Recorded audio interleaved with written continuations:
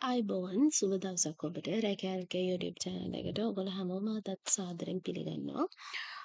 අද වීඩියෝ එකෙන් මම මේ විස්තර අරගෙන එන්නේ ශ්‍රී ලංකාවේ ස්වාධීන රූපවාහිනී සංස්ථාවේ පවතින වේකන්සිස් කීපයක් පිළිබඳවයි. අතරම ගොඩක් ඉංජිනේරින් පැත්තට අදාළ වේකන්සිස් ගොඩාක් ඉදිරිපත් කරලා තියෙනවා. සහ ඊට අමතරව තවත් වේකන්සිස් කීපයක් දක්වලා තියෙනවා. ඉතින් මේ PDF එකේ ඔයගොල්ලන්ට බලා ගන්න පුළුවන් වෙන විදිහට මුලින්ම තියෙනවා Deputy General Manager Engineering. ඉතින් ඒකට අදාළව තියෙන සුදුසුකම් මොනවද කියලාත් මෙතන සඳහන් වෙනවා. මම මේ link එක දාලා තියන්නම් ඔයගොල්ලන්ට. විස්තර හැම එකක්ම පිළිවෙලට බලා ගන්න පුළුවන් විදිහට අපේ description box එකේ. ඊළඟට මැනේජර් ඉංජිනියරින් ට්‍රාන්ස්මිෂන් සහ මැනේජර් ඉංජිනියරින් ඔපරේෂන් මේ දෙකම එක්සිකියුටිව් ලෙවල් එකේ වේකන්සිස් එක ගානේ තියෙනවා. මේ දෙකටම ඉලෙක්ට්‍රොනික් සහ ටෙලිකමියුනිකේෂන් ඉංජිනියරින් BSc ඩිග්‍රී එකක් තියෙන කෙනෙක්ට අයදුම් කරන්න පුළුවන්. ඒත් එක්කම මාස්ටර්ස් ඩිග්‍රී එකක් තියෙන එකත් මෙතනදී බලනවා. ඊට පස්සේ සැලරි ස්කේල් එකක් දාලා තියෙනවා ඒ අදාළ තනතුරු වලට. ඊළඟට engineer AEG and air conditioning මේකත් වේකන්සි එකක් තියෙනවා එක්සිකියුටිව් ලෙවල් එකේ ජොබ් එක. මෙතනදී ෆුල් ටයිම් බැචලර්ස් ඩිග්‍රී එකක් ඉලෙක්ට්‍රිකල් ඉංජිනියරින් මෙකැනිකල් ඉංජිනියරින් කියන ෆීල්ඩ්ස් වල අවුරුදු 4ක ඩිග්‍රී එකක් අරගෙන තියෙන එක මෙතනදී බලනවා. ඒත් එක්කම ඇසෝසියේට් ඉංජිනියර් කෙනෙක් විදිහට ශ්‍රී ලංකා ඉංජිනේරින් කවුන්සිල් එකේ රෙජිස්ටර් වෙලා තියෙන්නත් ඕනි කියලා මේකේ සඳහන් වෙනවා. ඊට පස්සේ තියෙනවා ඉංජිනියර් ඔපරේෂන් සහ ඉංජිනියර් MCR. මෙතනදීත් අවුරුදු 4ක BSc ඩිග්‍රී එකක් ඉලෙක්ට්‍රොනික්ස් ටෙලිකමියුනිකේෂන් ඉංජිනේරින් කියන ක්ෂේත්‍රවල සහ ඇසෝසියේට් ඉංජිනේර් කෙනෙක් විදිහට රෙජිස්ටර් වෙලා තියෙන එක මෙතනදී බලනවා. ඊට පස්සේ ඇසිස්ටන්ට් මැනේජර් ඉන්ෆෝමේෂන් සිස්ටම් මෙතනත් වේකන්සි එකක් තියෙනවා.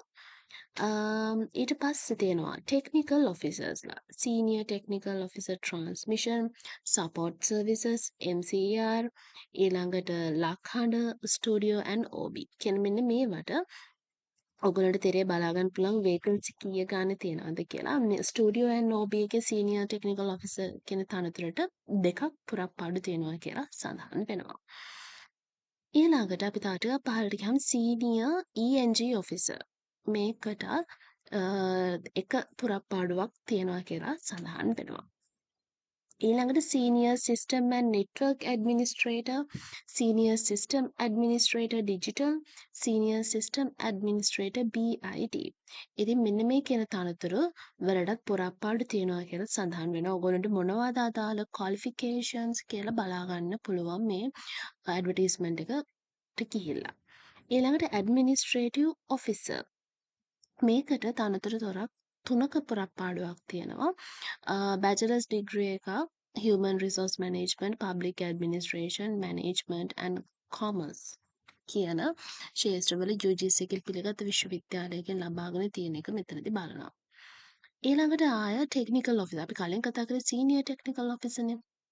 මෙතනදී technical officer transmission maintenance MCR studio FM studio මෙන්න මේ කියන තනතුරු සඳහා පවතින පුරප්පාඩු ඔයගොල්ලන්ට මෙතනදී බලා ගන්න පුළුවන්.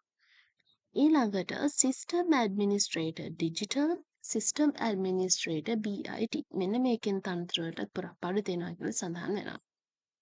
ඊළඟට ටෙක්නීෂියන් ඒකට තනතුරු 8ක පුරප්පාඩුවක් තියෙනවා කියලා සඳහන් වෙනවා. ඊළඟට රිගර් එතනට තනතුරු 2ක පුරප්පාඩුවක් තියෙනවා. ඊට පස්සේ රිගර් ඇසිස්ටන්ට් මෙතෙන්ට තනතුරු 1ක පුරප්පාඩුවක් තියෙනවා කියලා තමයි සඳහන් වෙන්නේ. ඉතින් මෙතනදී ඔයගොල්ලන්ට ලැබෙන බෙනිෆිට්ස් මොනවද කියලා මෙතන තියෙනවා. මේ තියෙන තනතුරු වල තියෙන සැලරි එකට අමතරව ජීවන වියදම් දීමනාව එතකොට මාසිකව ඔයගොල්ලෝගේ පැමිණීමේ දීමනාව මේ විදිහට විවිධ දීමනා ලැබෙනවා කියලා මෙතන සඳහන් වෙනවා. ඊට පස්සේ මෙතන ජෙනරල් කන්ඩිෂන්ස් යටතේ තියෙනවා. ඔයා දැනටම ගවර්න්මන්ට් එකට අදාළ මොකක් හරි මණ්ඩලයක එහෙම නැත්නම් සංස්ථාවක වැඩ කරන කෙනෙක් නම් ඔයාගේ ආයතන ප්‍රධානියා හරහා ඔයාගේ අයදුම් පත්‍රය යොමු කරන්න ඕනි. ඊට පස්සේ පුළුවන් රෙජිස්ටර් පෝස්ට් එකෙන් මේක එවන්ඩ ඔයාගේ ඇප්ලිකේෂන් එක එතනදී නම, ලිපිනය, වයස, ඔයාගේ අධ්‍යාපන සහ ප්‍රොෆෙෂනල් ක්වොලිෆිකේෂන්, ඒ වගේම එක්ස්පීරියන්ස්, ඒවට අදාළ සර්ටිෆිකේට්ස් සහ බර්ත් සර්ටිෆිකේට්ස්, NIC එකේ කොපීස් එක්ක එවන්ඩ ඕනි. Deputy general manager, admin and HR, independent television network limited, Wickramasinghepura Battaramulla කියන ලිපිනයට. ඩෙඩ්ලයින් එකත් මෙතන තියෙනවා. එහෙමත් නැත්නම් the application can also be emailed. ඔයාට ඊමේල් කරන්නත් පුළුවන්. itnadm@itn.lk කියන ඊමේල් ලිපිනයට. මෙතනදී ඔයාගේ education certificates, birth certificates සහ NIC එකේ කොපි එකක් attach කරන්න ඕනි. subject area එකේ ඔයා අයදුම් කරන post එක සඳහන් කරන්න ඕනි.